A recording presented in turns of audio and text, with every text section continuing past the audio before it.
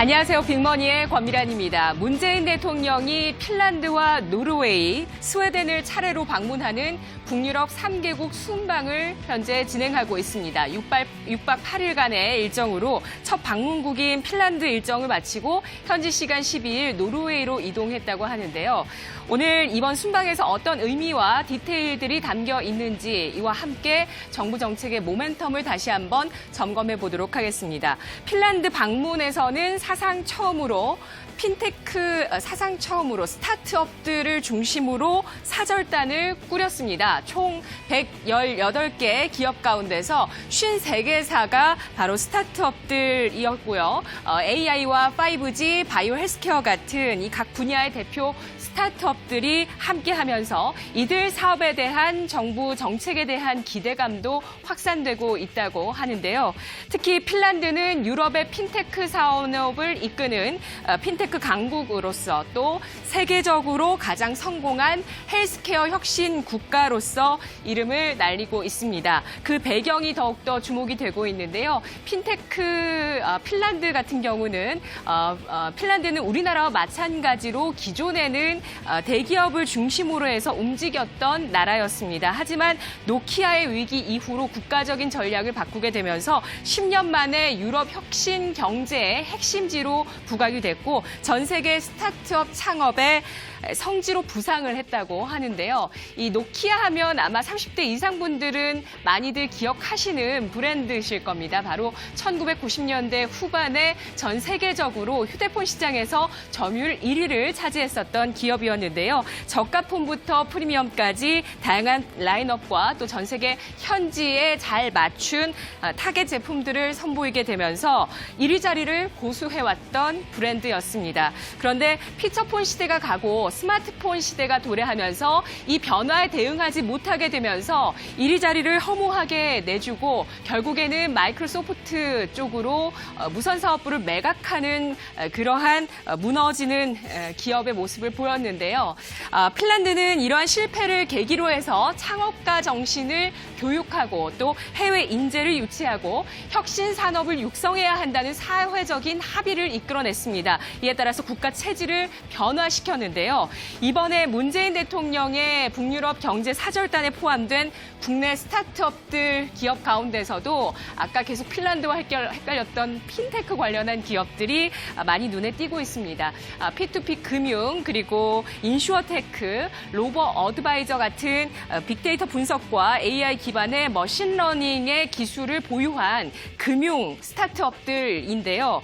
IT와 금융의 결합 그리고 IT와 헬스케어의 결합 또 금융과 헬스케어의 결합으로서 이러한 융합의 새로운 판이 짜여지고 있습니다. 우리나라에서는 이러한 것들의 규제 막이 이제 막 거쳐지기 시작하고 있는데요. 바로 어제죠. 금융위원회가 정례 회의를 열고 혁신 금융 서비스 6건을 새롭게 지정했습니다. 혁신 금융 서비스란 금융혁신법에 따라서 새로운 금융 서비스를 최장 4년까지 시범 운영하는 것인데요. 현재까지 총 32건이 지정됐고 어제 6건이 새롭게 발표됐습니다. 어제 지정된 6건의 서비스는 바로 페이먼트, 코나이, 지속가능 발전소, 세틀뱅크, 빅밸류, 공감랩 같은 회사들의 서비스들입니다.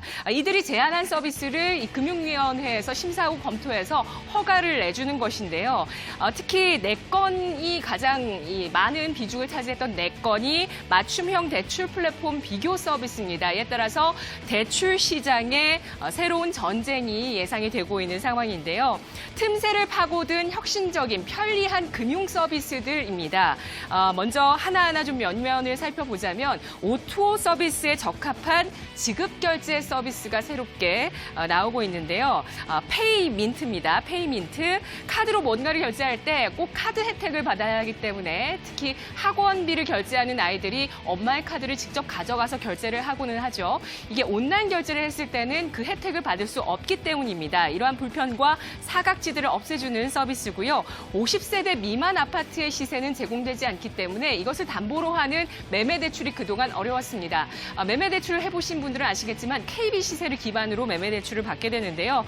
이러한 것들은 아파트 시세가 대형 단지 위주로 등록이 되어 있기 때문에 이것을 기준으로 해서 매매 대출이 시행됩니다. 그런데 사각지대 역시 50세대 아파트라든지 그리고 빌라나 다가구 주택 그리고 단독주택 같은 경우도 시세를 제공하면서 이러한 금융권에서 기존에 평가하지 못했던 대출 쪽을 평가하는 시세를 제공하면서 대출을 시행하는 서비스 나올 것으로 보입니다. 그리고 비재무 정보를 활용해서 기업의 지속 가능성을 평가하거나 빅데이터 기반으로 소형 주택담보대출을 산정하는 서비스도 앞으로 나오게 될 예정인데요.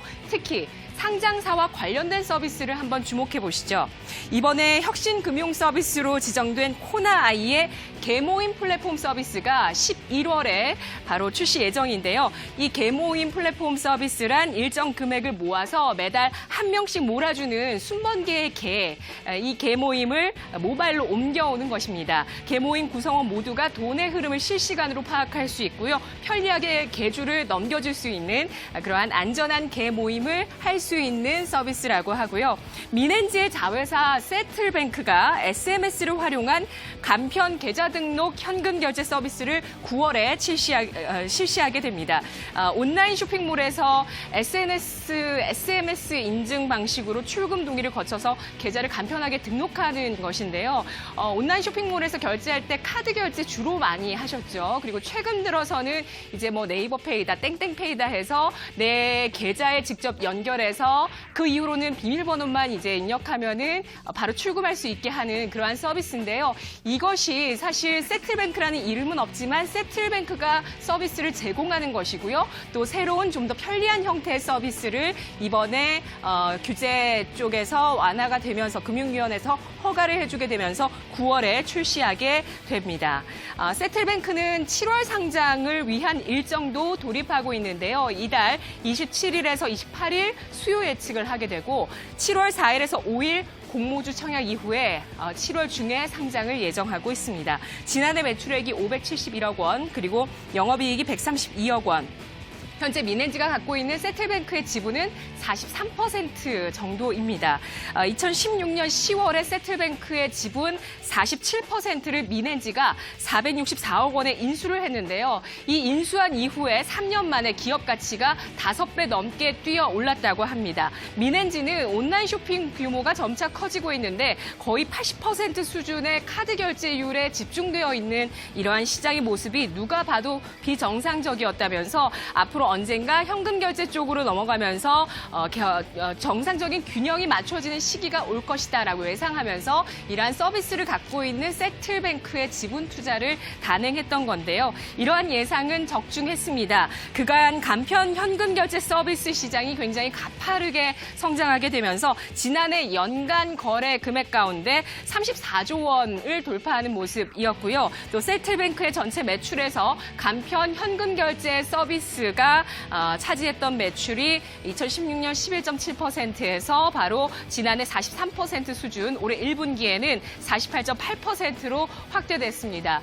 현재 국내 간편 결제, 현금 결제 시장에서는 세틀뱅크의 점유율이 95%로 압도적인 1위를 차지하고 있는데요. 또 다른 서비스를 보시면 공과금 납부할 때 가상계좌라는 서비스가 있죠. 이게 세틀뱅크가 국내 최초로 2001년에 실시한 서비스고요.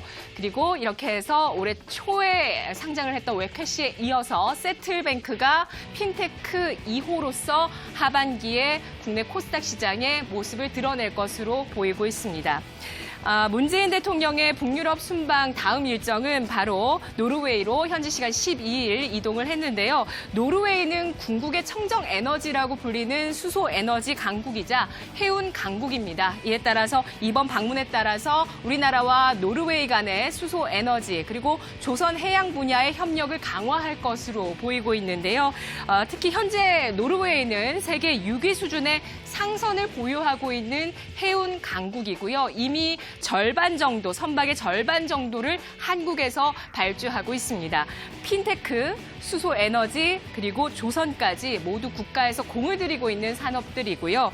큰 폭의 실적 성장이 나올 수 있는 기업과 또 주가의 시세, 대시세를 뿜을 수 있는 그러한 종목들이 이 섹터 안에서 어디에 속해 있는지 그 기업들 함께 추적해 보시기 바라겠습니다. 이 시각 시장 상황 함께 알아보도록 하겠습니다. 김도원 아나운서입니다.